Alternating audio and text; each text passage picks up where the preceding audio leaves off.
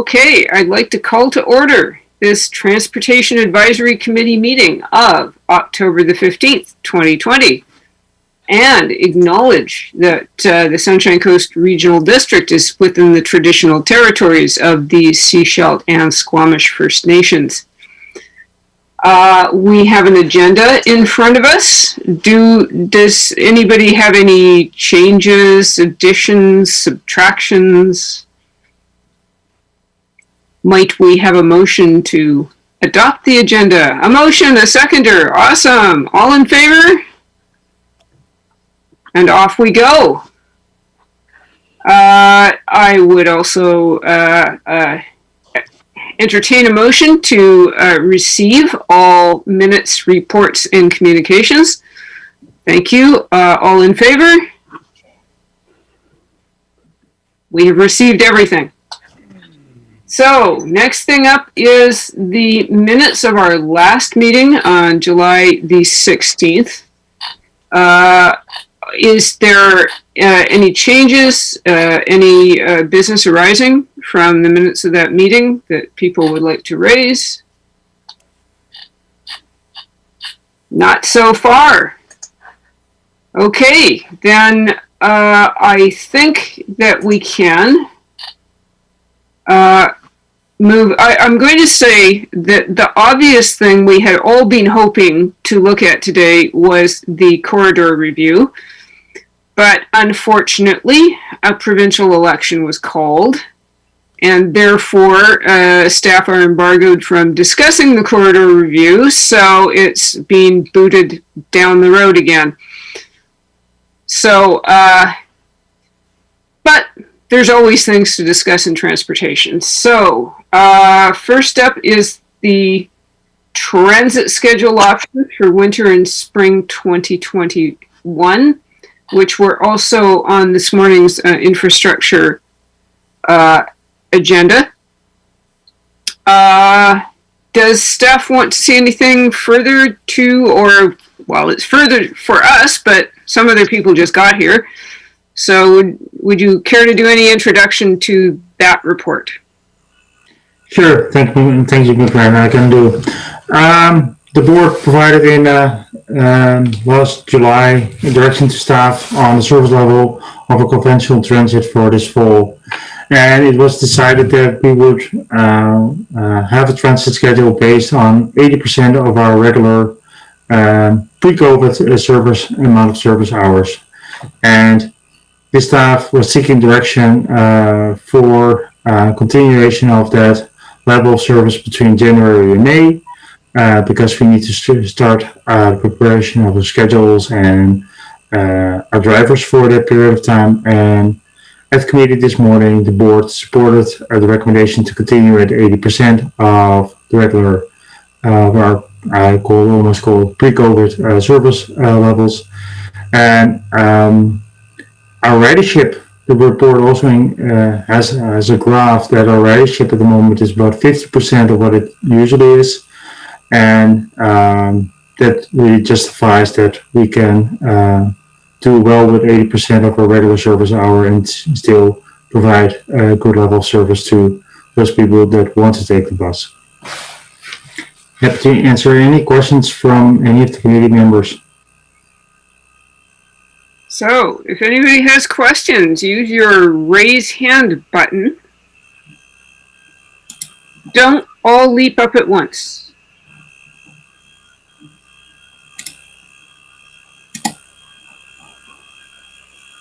Wow, this is one quiet group. It is afternoon. So the question I was asked this morning that I thought was interesting, and the answer was interesting, was there, because we don't have the stats for September yet, did students being back in school result in a significant increase? And the answer from staff was no, which was interesting. So obviously people's transportation behavior has changed. At least for now. Who knows whether it's going to go back to what we erstwhile referred to as normal. So, not seeing anybody raising hands or waving at me frantically. the next item is, in fact, the excerpts from the Q3 report that that are regarding transportation, which are also about transit. Did anybody wish to expand upon this? Mr. Walton, did you have any exciting revelations about our bus service? Thank you. I would say no exciting revelations, more so than is in the report. Besides the fact that we are operating at about 50% of our passenger levels that we were in 2019. Great.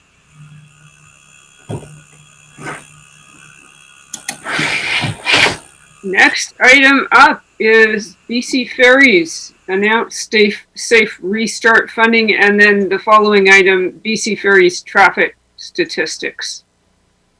So, any questions, comments, concerns, anxieties about BC Ferries?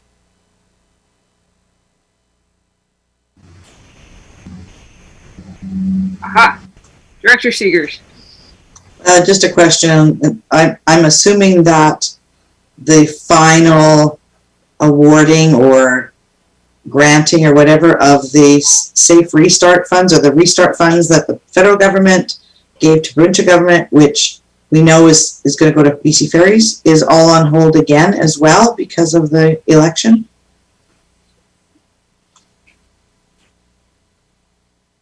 Anybody able to tackle that one?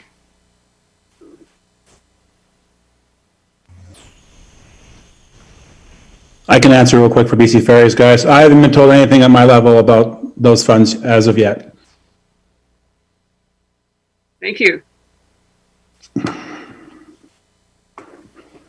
All righty. Anything further? I'll just say that, yeah, go ahead, Paul. You know, may I speak to this, since I was the one who raised it to the agenda? Mm-hmm. More than anything, my understanding is that the funds have been are not held by the election, but I could be wrong. But my main reason for bringing this up is that they were using their capital funds for operational, to run the operation. We all understand that, and that's super important. We want to maintain our service levels. However, with the loss of the capital funds, all of our redevelopment projects all got put on hold for 5 years, including all the terminal redevelopments at Langdale, as well as Horseshoe Bay, and the, ferry promise of a second vessel. Do we have, if they're replenishing the funds to this tune, is this not for capital funds, or is this all operational funds? Do we have a stance on this in any way to at least advocate for priority items for the capital funds?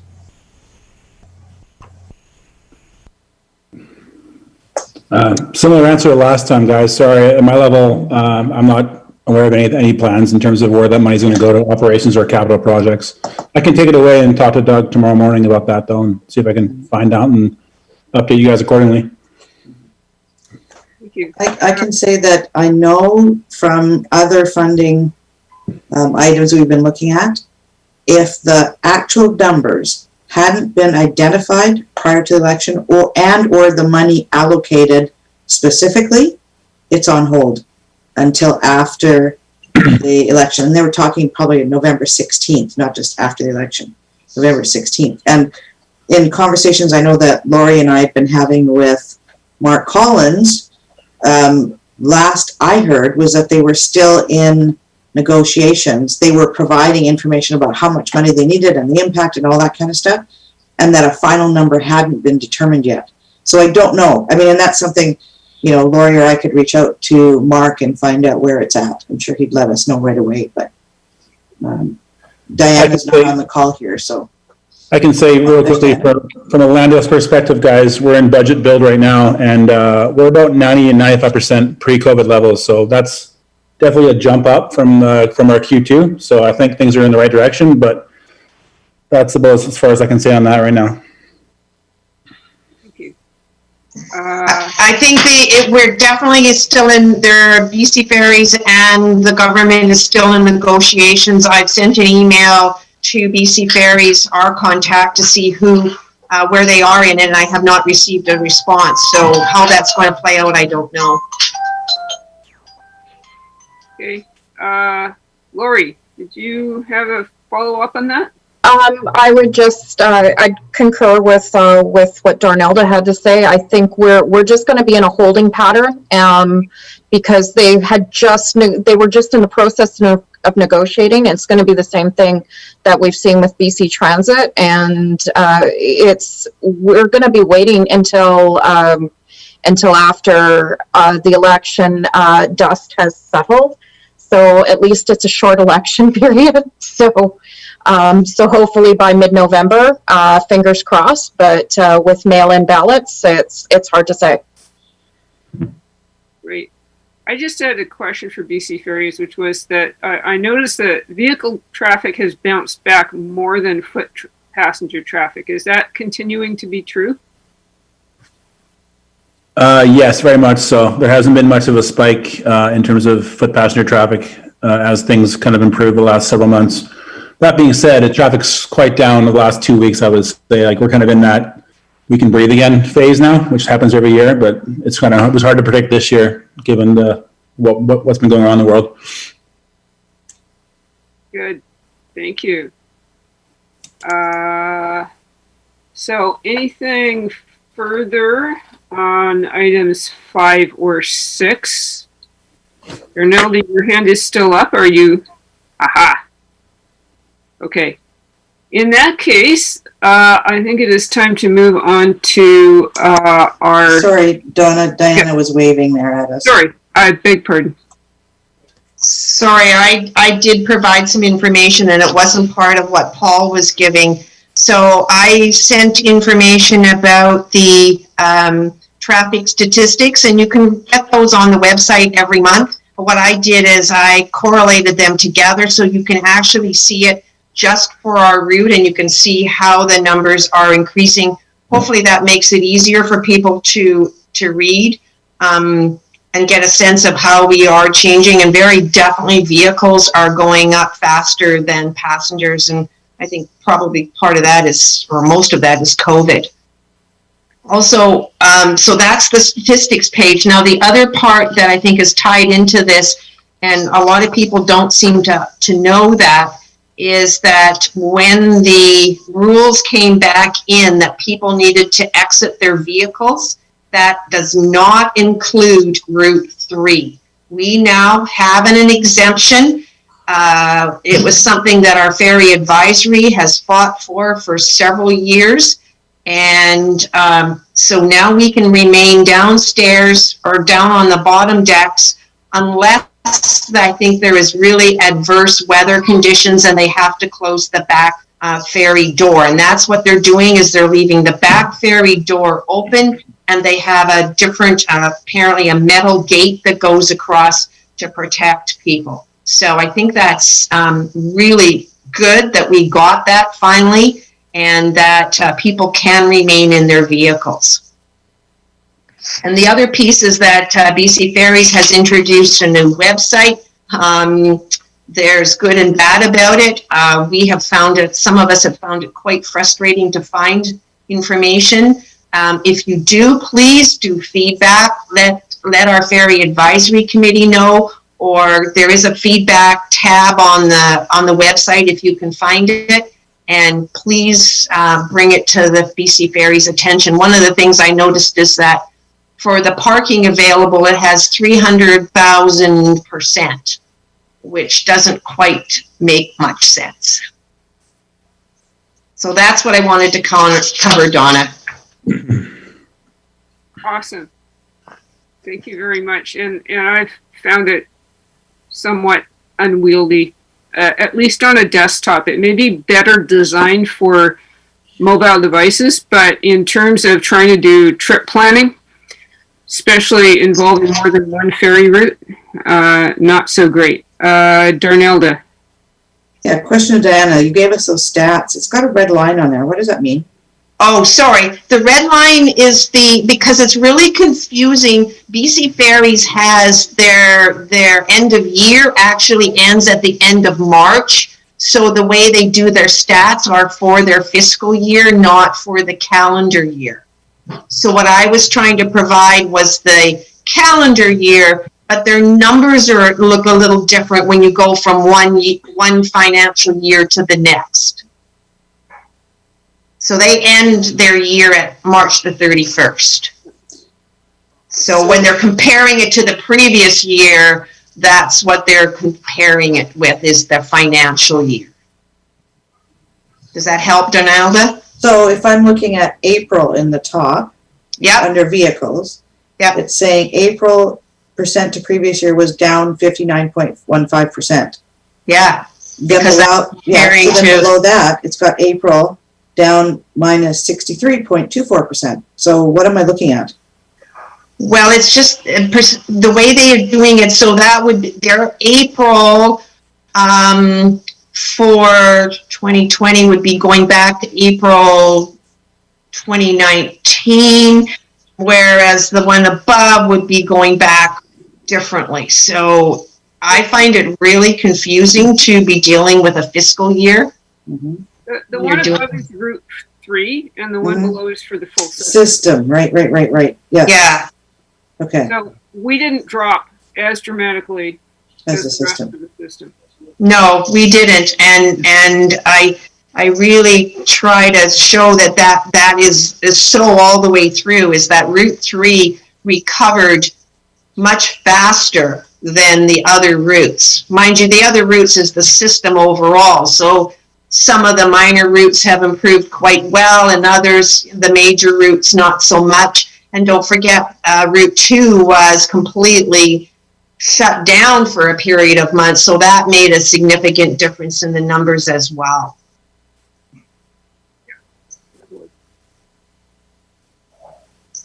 Okay, if we've beaten the ferries to death for the moment, perhaps we could move on to track.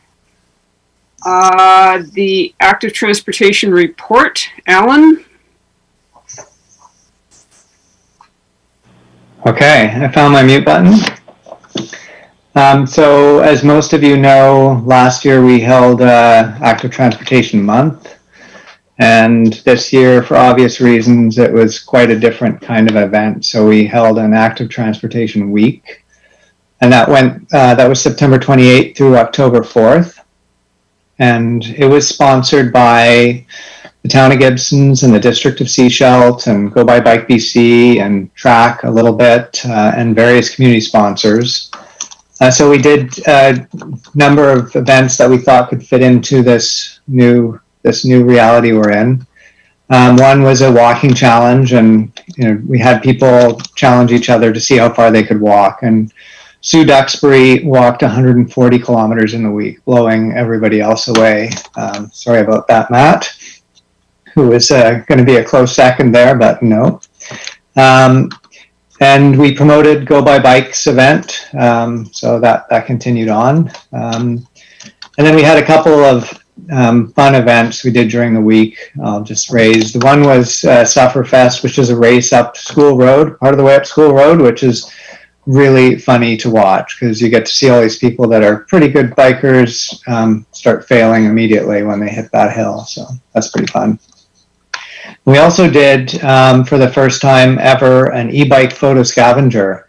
And this was great because we got a whole bunch of parents out that had their young children on the backs of their e-bikes. So they were given a list of things to go find, and parents and their kids hunted for these events, these items. So that was great to see. Anyway, that's the news and the weather on that.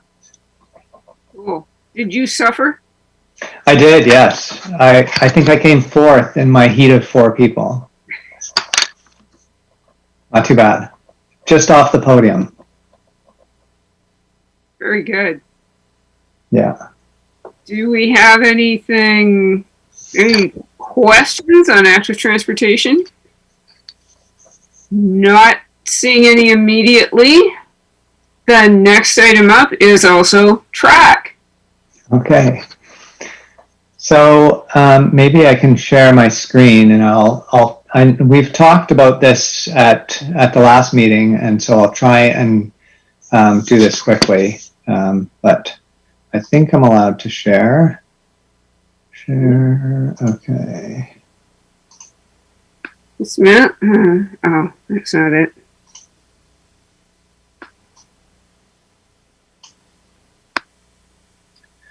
So, is that working? It should be working. I'm just.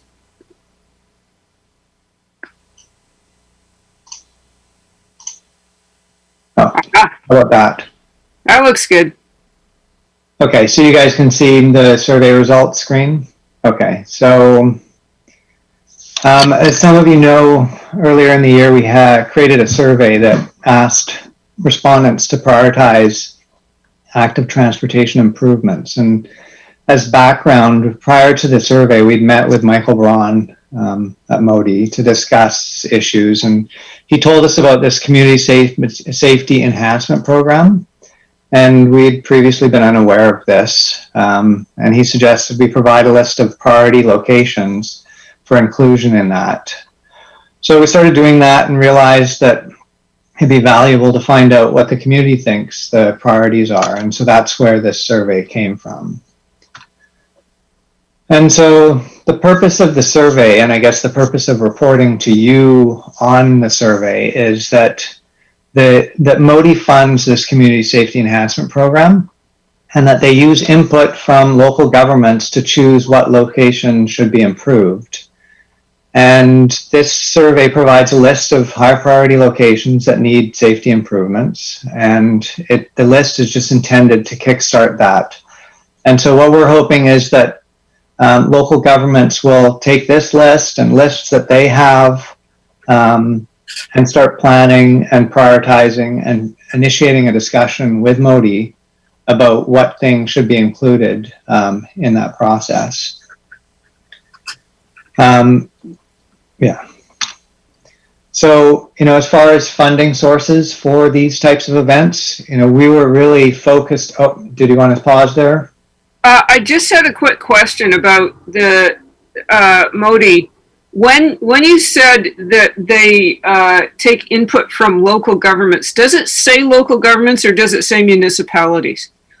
Because when it comes to ICBC safety programs, it specifically says municipalities, and there is no provision for regional districts. I guess that's a question for Modi, who's on the call. So, yeah, no, we take input from basically everybody in terms of local government, community, stakeholders. It's basically a program that we have the ability to rectify smaller safety concern issues that may not be addressed or can't be addressed without a larger project. So we have a smaller funding pot for smaller things that we can look after. Thank you. So yeah, the community safety enhancement program is just one of the funding sources available, obviously, and you guys know more about the rest of them than we do. But we think that this type of list is a good way to initiate a discussion between the local governments and Modi about what some of these smaller priorities might be. The map here shows what the area of interest was. So it's, when you look at where our board members live, and you look at where the items are, you can find out, we weren't trying to be, this wasn't a thorough review. It was just, places that we thought were problematic. And, a lot of us are commuters and are aware of the infrastructure, but it wasn't intended to be complete in any way. And it's not a plan or a strategy or anything like that. It's just a list of places that we found problematic. So we did the survey, and we actually got quite a bit more feedback than expected. Very few members of our group, or not very few, but the majority of the respondents were not members of our group, but they were mostly cyclists. And so this sheet shows what the top, how these places were ranked. It's interesting to us anyway that Marine Drive is still just a high priority for people. It's a definite pain point. I know we're not allowed to talk about it, but the corridor review called out the Selma Park area, and that's fantastic news. Because that area is, came second in this, and it's a super important area that needs assistance. But one of the ones that really couldn't fit into the organizational structure of the corridor review was, something like a multi-use path from Pratt to Ocean View Drive. So, I think there needs to be some way of getting this type of input, this type of project into the process. And so, having us feed you guys with some of these ideas might be a way of starting that. So, some of the this is just an example of some of the projects that take place in other areas under this program. And this is a bit dated, but I just wanted to give you a sense of it. It's the construction of sidewalks or shoulder improvements or improved crosswalk lighting. So those are the scale of the projects. It's not a bypass but they're important little projects that can make a big difference to the community. This is just to tell you, if you want to dig into the details of the survey, you can, and you're welcome to on our website. So what we're hoping and recommending is that local governments submit a priority list to MODI, and I know that there was the initial plans to start ongoing discussions between the local governments and MODI, and we're recommending that those continue, and part of those discussions be a priority list of active transportation issues that need addressing. And then I guess in the longer term, we're hoping that, that these active transportation issues are included in whatever plan is built for the Sunshine Coast, and that, that these smaller items are included, and that strategic goals of, the completion of a bikeable shoulder all the way along Highway 101, ongoing maintenance of the shoulders, and the continuous coastwide a non-highway route using secondary roads be completed. So those are our two little hopes. So that's I don't really want to get too much into the weeds about this location or that location. We're hoping that the local governments can take ownership of that in their discussion with MODI and the planning that goes on there. So that's all I had.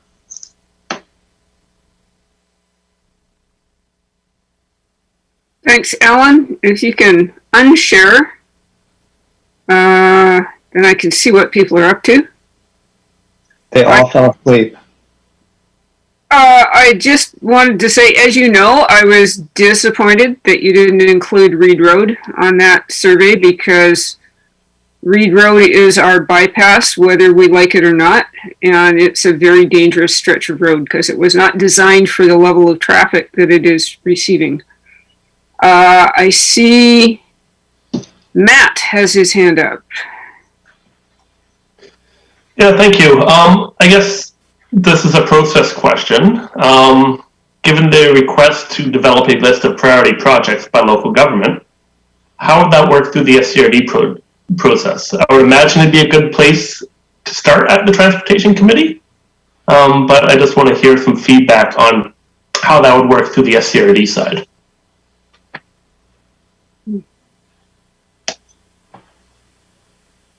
Well, this committee can always make a recommendation to the SCRD board, and that's what we're here for.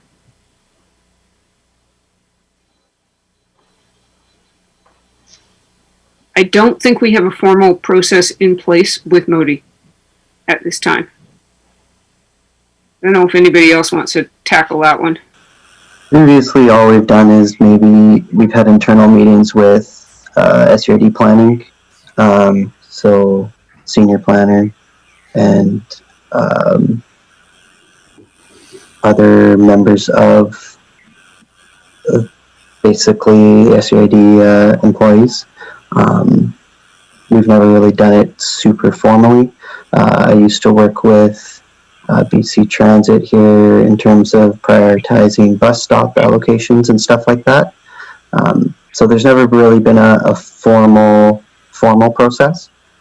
It's just always been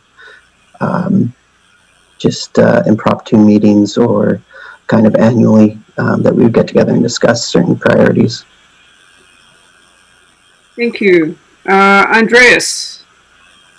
Yeah, my question was along the lines of Matt's, and wondering if we can just receive the results of that survey and then have staff start discussions with MOTI as to whether that's eligible for the grant funding or not, or anything like that. And I guess if it is, then I'd be willing to make a motion in that direction.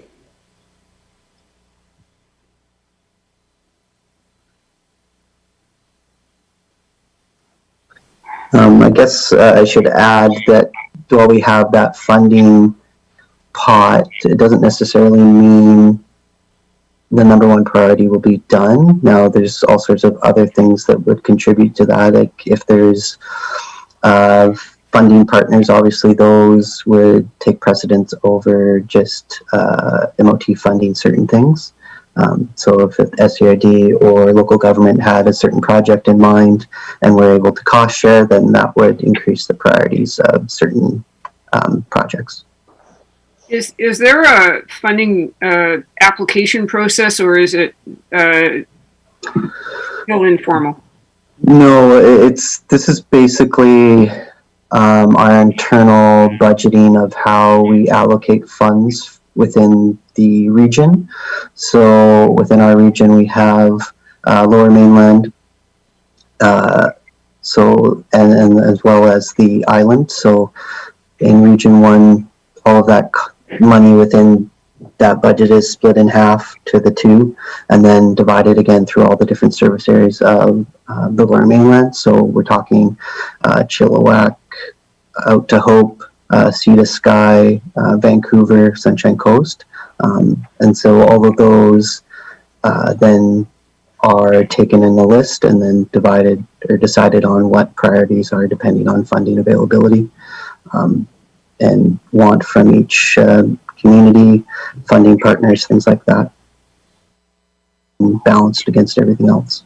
But there's no formal application for it. It's all an internal funding mechanism for us. Right. Lori. Thanks, Chair.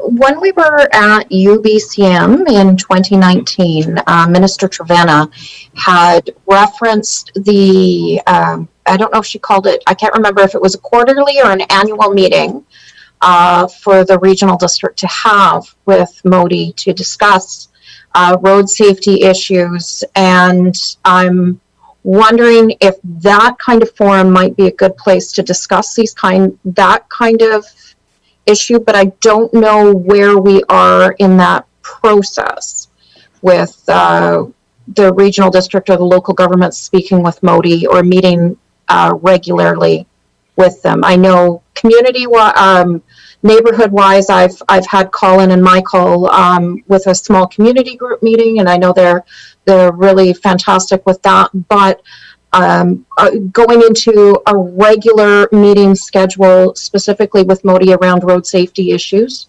is something that the minister had referenced as being a deliverable that she was promising from MOTI. Granted, she's not running again, but we haven't, I don't remember us having anything like that started. And I'm seeing some other elected nodding. You're remembering this conversation that we had. And I would really like to start that.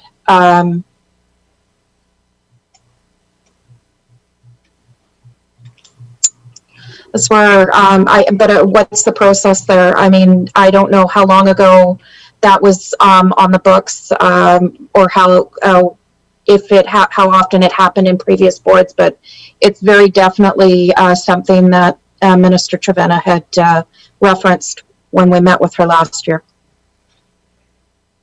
Yes, and there's still appetite here for that. Darnelda, I see your hand is up. So that was at UBCM last year. I can say previously, my experience on the board was that it didn't happen. We would have these transportation meetings, and that's pretty much it. And then I pulled up the survey results from TRAC on their website, and I'd like to make a recommendation that this committee request TRAC forward their detailed report to our planning and whatever it's called, planning meeting of the regional district, so that it can actually be formally received by the committee and then the board, so it actually becomes part of the documentation that we have. And then from there we can start dealing with moving some of those items forward. Because your PowerPoint presentation is great, but the detailed report has very specific information in there that we could take into action in conversations with Ministry of Transportation. And offline, like separate, I'd like to see that come to the District of Sechelt as well. So, but at the regional district comes here. Okay, do I see a seconder for that motion? Absolutely. Great. So we have a motion on the floor. Any observations from staff about process? Does this sound like we're doing the right thing here? Sounds good to me, but okay, I'm seeing nods. This is hopeful. Seeing no more hands in the air, I'm going to call the question. All in favor of the motion? Anyone opposed? Nobody's opposed. That's good news. Okay, we're going to try and get some forward momentum on this. Just, okay, next item up is under communications. Oh, Alan, did you have anything further? Yeah, I guess maybe it's included in the motion. I didn't quite catch it, but is there something in that that's going to formalize the process around communication between the board, the District of Sechelt, Town of Gibsons, and Modi?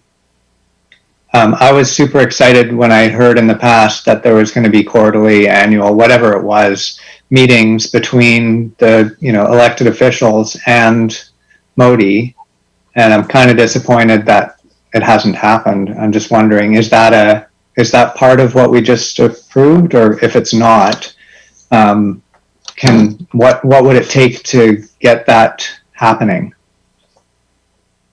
Great question. Darnelda, I see your hand is up again. I think at this point we have to wait till after the election to find out who we're dealing with. Because the election was called, there were some things that we were looking at moving forward in the District of Sechelt, and I know at the regional district as well, and staff are not even able to talk to us as elected officials. There can be staff to staff conversations, but nothing that moves anything forward at this time.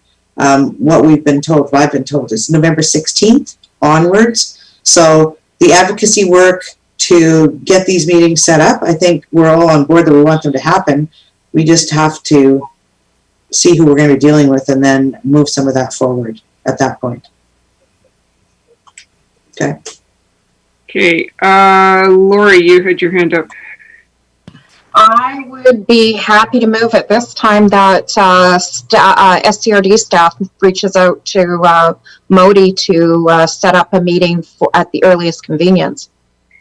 We're in TAC, so that would be a recommendation. A recommendation that goes to, do these minutes go to planning or do they go to infrastructure? Infrastructure. Thank you. So it'll be a recommendation that comes from this meeting, goes to infrastructure, then goes to board. So we're going to be, by the time it gets anywhere, it's going to be after November 16th anyways. Is there a seconder? Wait, I see our CAO raises a hand. I was just going to say that staff have already reached out to Modi to schedule such a meeting. So this would be one of those cases where, should you choose to provide that direction, we will be happy to take it on. Perfect. Great. Was that motion seconded? Yes, it was seconded. Perfect. Is there further discussion on the motion at hand? Darnelda? Thank you. Are we looking at having staff meet with staff? Or are we looking at, because the previous meeting was Ministry of Transportation at a level that we as elected officials would be meeting with them? Because staff, when I look at Ministry of Transportation, like Colin can't make these kinds of decisions.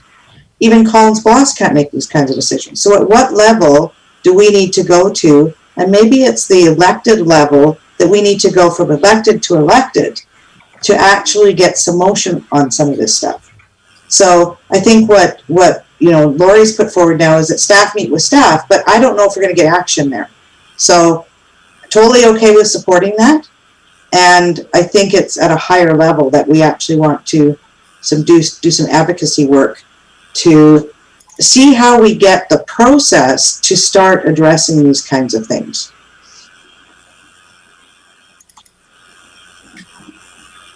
Lori.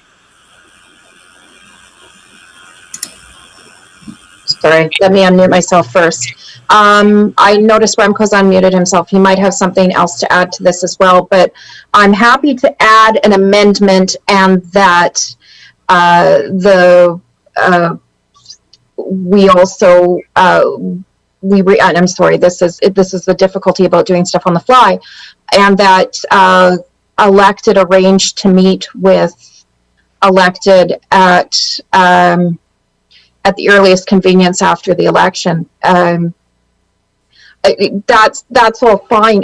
We have to start it off as a staff to staff level anyways, and work out timing and everything. And then also, having the information from Minister Trevena last year, but not having any context around that about what this actually looked for these annual or these quarterly meetings. I mean, there's a lot of pieces working through here, and it's probably best to start it at a staff to staff level anyways, and then go from there. But I think the intent of it is the same, and I'm certain that staff is hearing that as well. And if we need to motivate that further with an amendment, I'm happy to do that. I'm wondering if we can have a more in-depth discussion of this at infrastructure next month, when we know what the results of the election are, and perhaps staff can make some suggestions about how we might move forward efficaciously. That seems to be the word of the day. Any more discussion on the motion on the floor? Hearing none, I'm going to call the motion. All in favor of the motion on the floor? Any opposed? Seeing none opposed, okay.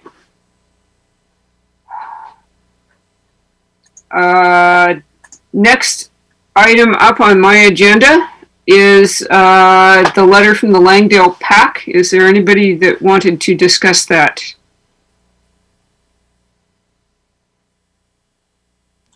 So just a comment. I see the Secretary Treasurer of the school district is in the gallery. I'm not sure if he wanted to come in as a panelist or not.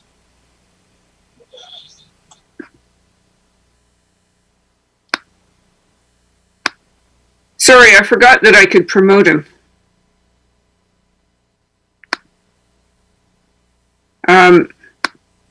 IT's been doing the promotions, and I forgot that I have the super power myself. So, hi Nick. Hi, how's it going, everybody? Thanks for inviting me in. Did you want to say anything about the Langdale PAC, item 9 on the agenda?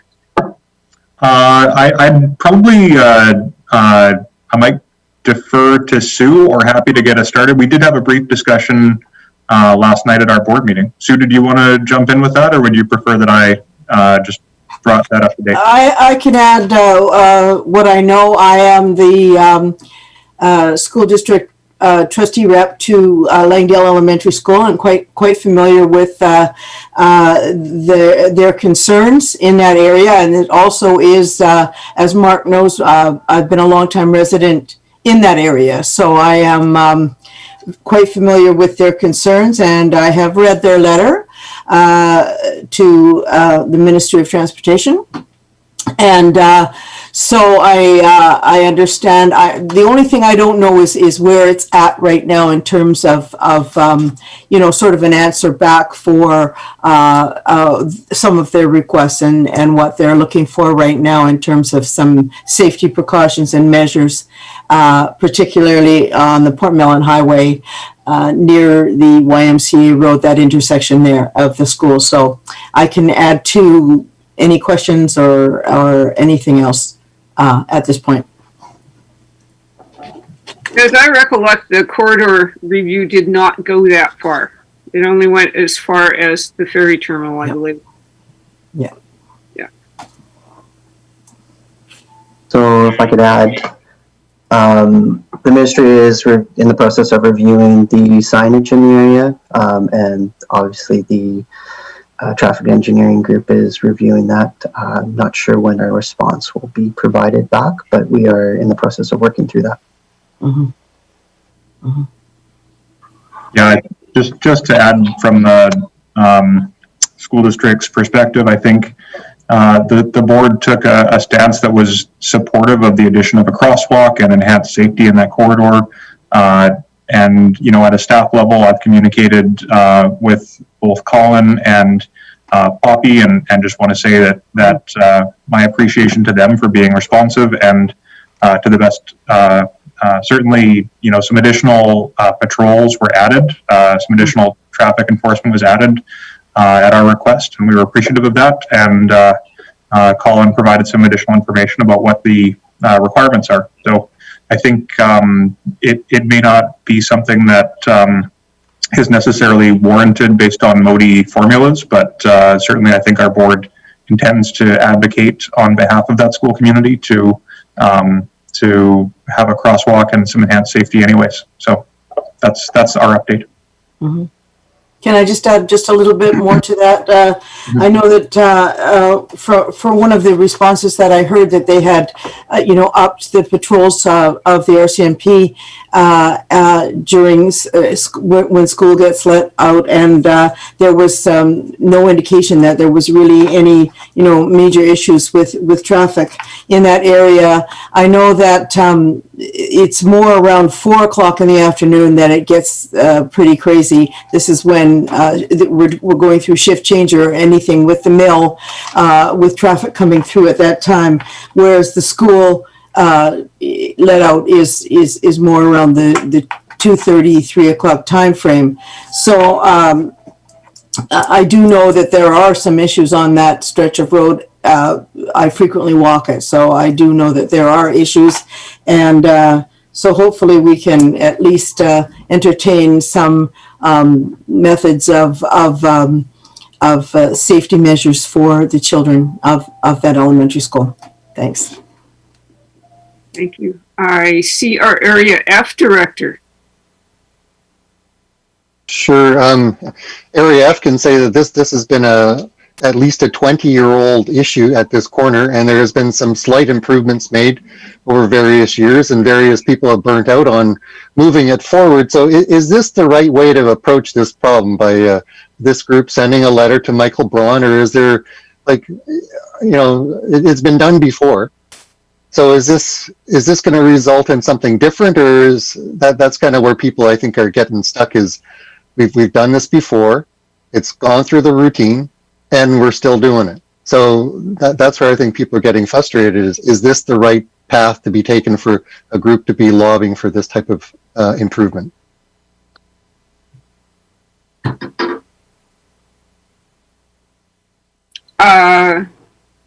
Nick. Yeah, I mean, I'd be interested if there's another route that would be preferable or suggested. I know that we were successful both with school and district efforts up at Madeira Park, where that crosswalk was, after a good amount of time and lobbying, was successful. I see Lori's agreeing with that by her gestures there, but it was eventually successful. It took some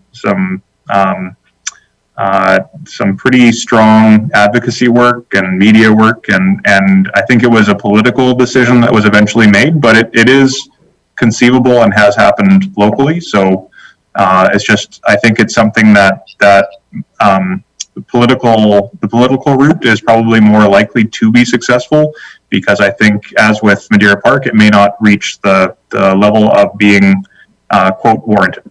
So, but again, open to other. I'm sure that our board would be open to other suggestions for a way forward there, if anyone had some. Darnelda? Thank you. So this letter's on the agenda here. I guess what I'm wondering is, what is the request of the regional district? Are we just, I mean, we've received the letter. Is there a request by the school district for a letter of support for this initiative, or are we just looking to receive it here? I look to the school district for a response on that. Well, for myself, my perspective, I see that the reasoning behind the PAC wanting to contact the Transportation Committee is to receive the ear of Modi, to be heard, to help everyone on the Transportation Advisory Committee to understand the issue that Mark speaks to. And I do have a 20-year history with that, because it was my children that were crossing that road in the 90s to go to Langdale Elementary School. So I've been there. And so it has been a long-standing problem. It's learning to cooperate and work cooperatively with the mill worker, all the mill workers that are coming through, the heavy traffic, big trucks, lots of big trucks going through, the safety of our children. And my concerns are that the crosswalk is a great first, we're opening a dialogue. This is great to talk about this crosswalk, but there's also pros and cons. Slowing down traffic with lights or some kind of a warning for traffic coming through that they're entering a residential community. There's lots of aspects of it going on, and I'm happy that they're opening this dialogue, as Nick mentioned, that it's through this process that Madeira Park was successful in getting a crosswalk, and that worked out well for that. And I'm also the rep for Madeira Park Elementary School, so yes, I do understand that one as well. So yes, it's just opening the dialogue, presenting it in front of you and me and all of us here, and just as a form of good communication and a wonderful starting place. So that's my perspective. Thanks. Thank you. Alan?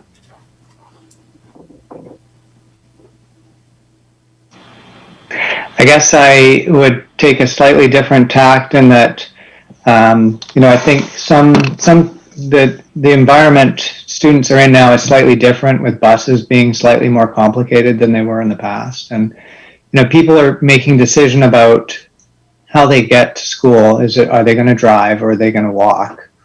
And due to safety issues, a lot of them are choosing to drive. And I feel like maybe this committee and Modi it's Modi's jurisdiction to figure out a safe way to make, a way to make people feel safe getting across the roads.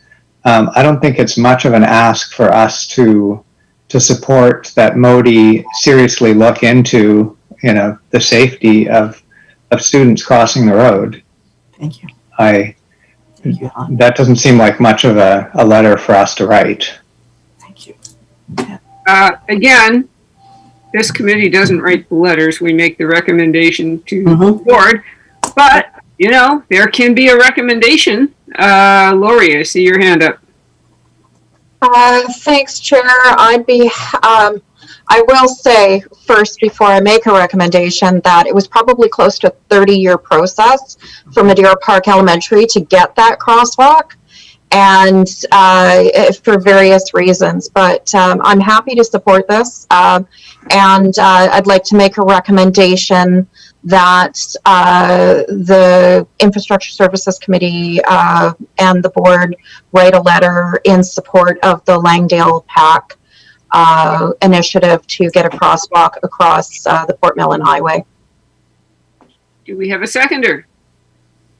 I see a seconder. Excellent. Do we have further discussion on this issue? Seeing none, there is a motion on the floor, and I'm going to call the question. All in favor? Anyone opposed? Nobody wants to be against students crossing the road. I can see why. Okay. The next item, I take it, is for information about inactive children. Did the school district want to say anything further about inactive children, or are we good to go?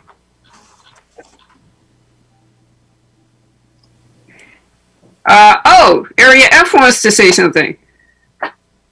Yeah, it was an initiative of the PAC, and they joint ventured with the Vancouver Coastal Health, have come up with the program. So yeah, it'd be great if it's in the evening, so there's no restrictions on space as far as I've been told. So everyone is welcome to attend and sign up. You have to pre-register.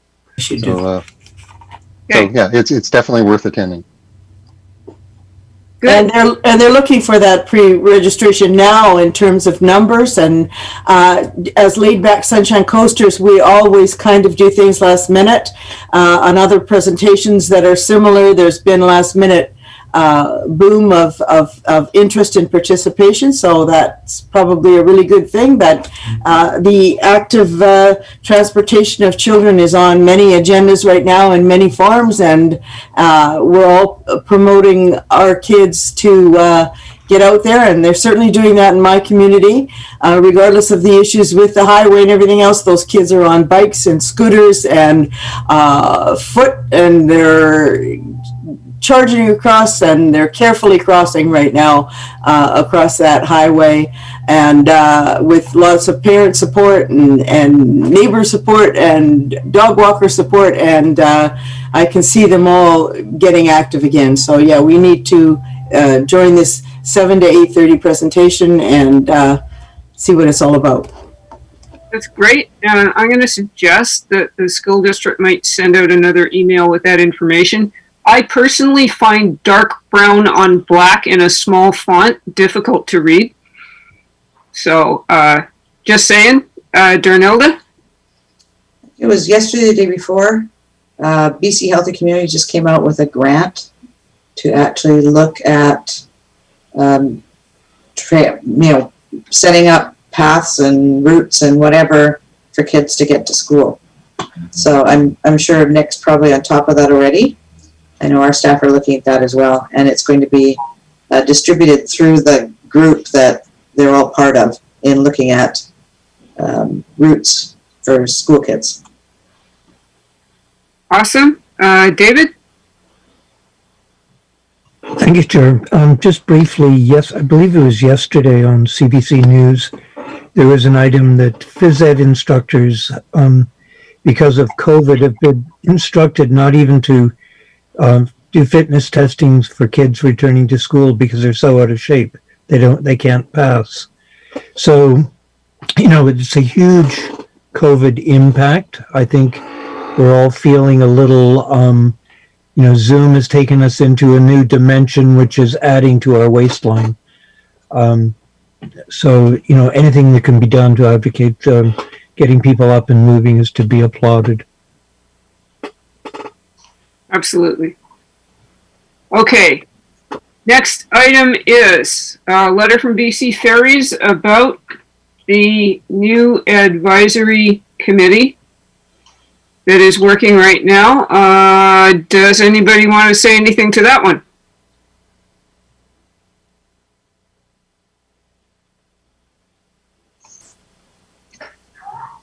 Diana? So yes, this is just a working group and it's a short-term one, so it's not a long-term committee. And we met again this morning. We have another meeting next week and coming up with solutions, a short list. And then there will be communication out to people that applied for positions on the committee but did not make it. So we're including them. And then as Brian has said, there is also going to be information going to local governments. So they're trying to get out as much information as possible. And it's a interesting conversation we've been having because one person wants A and one person wants Z when they went out to the community, and it's how do you make all of those work? Good. Matt, you had your hand up. I lowered it. Diana covered what I wanted to say. Okay. Are you going to do another one of your awesome charts on when not to catch the ferry? No, the new BC Ferries website broke my program. So I don't have that data anymore. Okay. I think I won't go there. We are at 4:02. We've got a few minutes left. We could do a round table. I'm going to say that I'm a little bit challenged here because when you're chairing the meeting, Zoom keeps moving you all around and is very disorienting, to put it mildly. So what I'm going to do is I'm going to go from the minutes, and I'm going to take people in that order. So, I'm first. I like that. No, I'll go last. Len had to leave because he has a Rotary meeting. So, Lori, anything? I got nothing for you. Not today. Okay, Andreas? Yeah, just still hoping and waiting for that gas tax and bike lane thing, and I'm hoping it'll happen at some point. Okay, Mark? Yeah, I'm going to bring up a ditch on Trant Road, which has some nearly 10-meter high alders growing out of it now. So this is a situation where the neighborhood standard was to keep your ditch clean. And through the road, it has been doing this, but the residents encountered some challenges and they stopped maintaining the ditch. So now you have a section of about 15 meters horizontal distance with trees encroaching into the right-of-way, and it's in Modi right-of-way. It's obviously within their service level, but it's kind of become a logging operation now rather than what used to be a brushing operation. And I cut down one of the small alders. It's 3 years old. I didn't go to the 15, 20 centimeter alder, so I'm guessing this issue has been there for at least 6 to 8 years. So it's a chronic situation, which happens in other rural areas. So what is, it's been on my watch since I've come on in elected. Residents have sent letters to Capilano, and we're stuck again. We're stuck on this, dealing with this problem ditch that resulted from just something that has grown over the years. So what can be done? That's where we are. That's my report. That's the first I've heard of it, so I will go talk with Capilano and see if we can do anything. We don't necessarily clean out every single ditch, though, depending on flows, but we can definitely go take a look. Yeah, this is more of a brushing issue when you have alders this size growing up beside the road, and it's now a forest. You have a forest in the ditch, and it's at 942 Trant Road. So yeah, I'm happy to provide pictures. So terrific, thank you. Okay. Next up is Darnella. Very brief. We voted to put in an application to do the remainder of Trail Avenue. So right now we're doing Torito to Turnstone, I believe, is where it's going. Is that right, Matt? Turnstone or Ebb-Tide, wherever, somewhere up there. Separated bike paths and walking lanes. And we also had money for Reef Road at the top to Kinnickinnick, and now we've applied for the funding for the middle part. So we would have it all the way from the highway up to Kinnickinnick. That's it. So we'll see if we're successful with that. Nothing else. Thank you. Matt? Yeah, another project the District of Sechelt is undertaking is repaving or creating sidewalks on Wharf Road on the highway there. So in front of Batch 44 and that kind of block. In the corridor study, there was a suggestion to create 2 lanes on that side of the road. So I know our staff are talking with Modi, but I just want to reinforce that this is the right time to put in those 2 lanes because we're doing the sidewalks already. Make it one big project. So I'd really like to see Modi come to the table and make those changes to improve flow while we improve pedestrian flow through downtown. So Colin, I don't think you have anything to say to that, but just I want to really stress that would be really great to see. Yeah, I think we've been talking with staff. I think in an advocacy level that you guys should probably take it a little higher than myself. We don't have funding currently to do that. I think we only have minor funding for a couple of the projects, and that one hadn't been listed high on the list according to the study. But knowing that you guys are proceeding with that now, we definitely need to hopefully try and combine that. It's not just a quick thing. We have to look at all the signal timings and everything in the intersection. And also have to have enough room on the design of the sidewalks to make sure that everything fits there. And possibly losing some of that parking that was already contested. So it's not a quick, easy one, but yeah, we should definitely, yeah. So I'd be happy to advocate to higher up. Is there someone in particular I should get in touch with? Or Sechelt Council should? I think it's just, well, right now we don't have a minister, so if you send it to me, CC Michael Braun, even Ashok Badi, who's the regional director. Yep. And then just other point is crosswalks through the highway through the District of Sechelt are in bad need of repainting. The one at Torito and the one at the Chapman Creek Bridge are almost invisible. So they're not doing their job. It's a safety hazard. Yeah, unfortunately I don't have paint.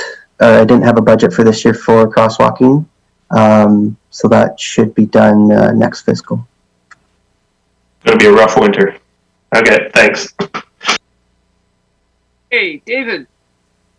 Thank you. I don't have too much to add other than the town of Gibson's is looking at a major sort of review of the transportation corridor through Gospel Rock. There was a trails intended to go through a conservation area, and that's all being reassessed. So more to follow on that.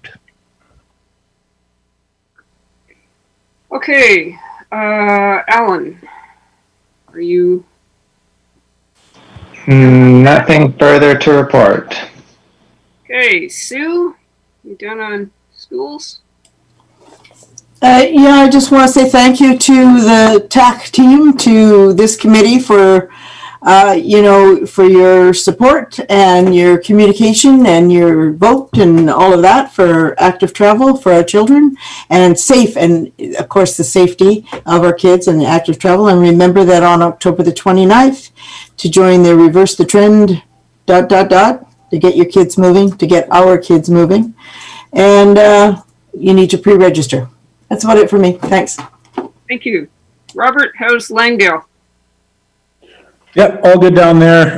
There is some discussion about limiting access on busy days during overload situations coming from Marine Drive from the south, just popping down that gate. But we might be looking into adding a sign further up Marine Drive to warn people as they approach. there's been a few near confrontations as of late there, so that's something we're looking at. So apart from that, I have nothing else. Thank you. Colin? We are basically have some COVID funding stimulus money that I've been madly spending. You'll see the paving on Red Roos Road and Marine Drive. That should be done hopefully next week. There's some other money probably for some shoulder widening on Highway 101, but that won't be until the spring, just due to timing and construction windows. But that is definitely providing a lot of jobs and stimulus to the coast, not just for Capilano, but BA and all sorts of different trucking employees on the coast. So it's been pretty good. Other than that, we do have a new district manager for service area 5, 6, 7 in Coquitlam. Her name is Elena Farmer. She was previously the assistant district manager. So that has now been confirmed that she is now the district manager. So that's another point of contact for you guys if me and Michael aren't available at the time. Good. Thank you. Just a question for Colin. So is she above Ashtook or what, or below? Below. Right below. Perfect. Thank you. Alan? Just out of curiosity, what's the process for, or I guess the first question is what the COVID funding's intent is, and second, how are you deciding how to spend that money? It was based on, we submitted projects based on active transportation lens. And then there was also just resurfacing money. Those were decided on just basically pavement age, safety concerns based on that. Just the typical kind of our matrix. Also just ability to complete the project. We have to do it by our end of fiscal, so March 31st. So luckily we got a lot of funding because we're one of the only places in the province that can continue to do construction through the winter. So we were very, very fortunate in what we were able to do, but we're also limited in what we actually can complete in the time given. Mark? Yeah, two things. Just to say thanks for, it's been noticed about the grinding on Marine Drive, so people are looking forward to that. But I wanted to ask Robert if you could say what the details or the problem with the Marine Drive access there. I haven't heard about that. Yeah, sure. So most people just merge in nicely, but if it is backed up past the light, a lot of people will not let people merge from the Marine Drive. So it's just more of a courtesy thing. So I think we need to kind of look at that a little closer. And I guess there was a couple guys that got in our cars and were near fisticuffs a few weeks ago. So that's kind of why we're taking it seriously. Most people, know when it's an overload and when it's not an overload. So when it's an overload, people are a little more contentious about letting people in. And I myself go for a coffee in Laura Gibson's usually on my morning shifts, and I have trouble getting back in on those days as well. So I'm not sure what we will do about it. We might be closing that a little more often. But who's going to be doing that, and do we have the manpower to manage it? That's just kind of the questions we're asking right now. So that's the gist of it, though. Alan, I see your hand. I'm going to come back to you in a minute, but Paul has to go to another meeting, so I'm just going to see if there's anything that we have from Sunshine Coast Tourism first. Oh, thanks, Donna. Just a quick one. Sunshine Coast Tourism is applying to the CERIP, or the Community Economic Recovery Infrastructure Program, to start a e-bike initiative to look at a rental platform for the visitor centers for electric bikes in our community to help with visitors making connections and getting around town. So wish us luck. Yeah, maybe they can go up School Road on their e-bikes. 100%. Not doing it otherwise. Thanks for that. Thank you. Okay, back to Alan. I'm just curious, the talk of fisticuffs made me think of the bypass and the merge at top, merge in the middle, merge at the bottom situation we've always had. I just wonder if this discussion's ever happened here about, it seems like, merge like a zipper. There's lots of places where it happens and we just have some strange culture of you have to merge this non-standard way. Is there some reason I'm not aware of why that's a good idea? And why we wouldn't just say merge at top like everywhere else? That's it. Okie dokie. I don't know. All right, Poppy. Did you hear about fisticuffs at Langdale? Not that anybody passed on to me, but it could have happened for sure. Not that I'm aware of. For transportation, we had, I just was looking at our enforcement stats, our violation tickets. We issued 59 violation tickets in September and 40 warnings to people. That's just my general duty. That doesn't include my traffic members. I don't have their stuff in front of me, but he writes a lot more tickets than that. But the overall, we had lots of warning go out to speeding in school zones. So I like to, unless it's really egregious, I like the members to do some education. So the month of September is the visibility and writing warnings and education, because sometimes it takes a bit for people to get back into it, especially with COVID. So education is the warnings and the visibility, and enforcement follows. So we have noticed that we've had so far this month 4 complaints, documented complaints by the school bus drivers of people passing when the lights are flashing and the arm is down. So I went through, I'm just waiting, I'll be able to speak to Randy Gould tomorrow from Third Wave. He's the bus coordinator with, so I can, because there's 2 particular bus drivers that tend to report these incidents more often. And we've got our new school liaison who she started, and I'm going to pop her on the bus, COVID with, like her masks and stuff. But I'm going to get her to pop on because it looks like the route around Selma Park, Davis Bay. We had 2 complaints, one on Snodgrass, one on Selma Park Road, and then another one in Davis Bay of the driving past. And if we put an officer on there, then we don't need to require the bus driver to be a witness for court. The police officer can do the testimony. So we'll do a little media blitz around it too, just to kind of say, hey, just reminding, when the lights go and the hand comes down, you must stop. Doesn't matter what direction you're going, right? If you're going in the opposite direction, you still have to stop. So we're going to do some media on that, and I'll take a picture of Nicole outside one of the buses, and hopefully, but we will issue violation tickets, enough of the warning letters. So that's a go. That's going to happen next week.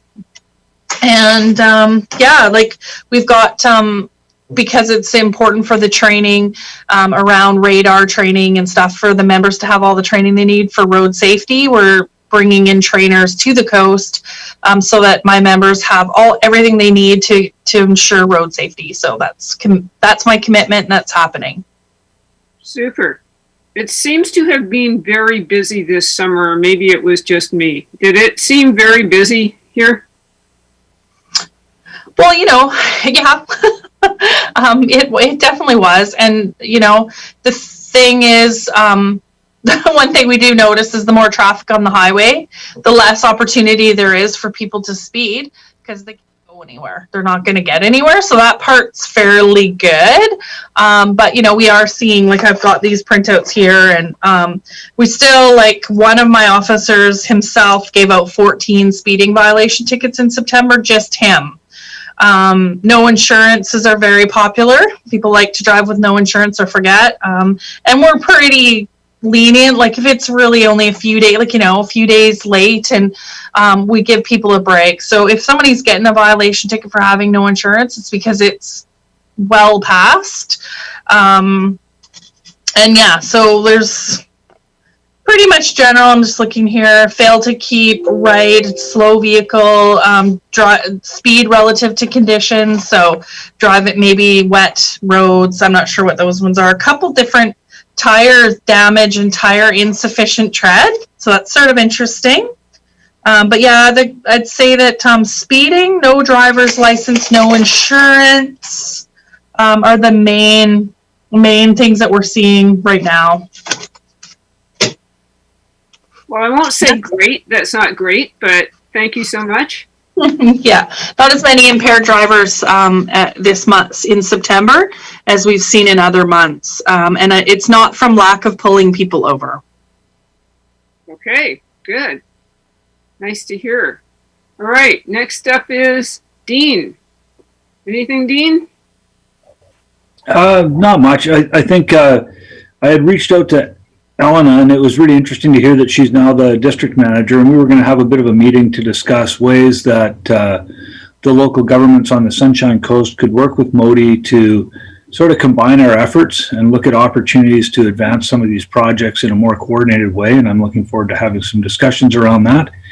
And also, I had some great learnings at the meeting this afternoon. I am taking my bike, and my bizarre insatiable appetite to suffer. I'm going down to the bottom of School Road, and I am going to suffer up that hill. I'm going to record it on Strava, humiliate myself, and everyone will see the results. This will be very popular. And be sure, Track, to invite him to the next Sufferfest. Put him on your list. Well, I'm coming. He won't even have to tell me. I'll look it up. I'll crash that party. Absolutely. You can get a Track membership while you're at it. Okay, Remco? Nothing to add other than I'm not going to, even though I'm Dutch, so I'm used to biking, I'm not going to do School Road today. Yeah, there aren't too many school roads in that part of the world. James, anything from transit? Nope, thank you very much. Okay. I don't think I missed anybody. Diana.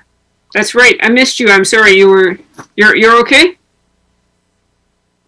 All right. Well, we seem to have come to the end of our agenda, and it's only 4:23. Will wonders never cease? I would entertain a motion to adjourn. I see it's moved. Seconded. All in favor? Yay! We're out of school. Thanks, everyone.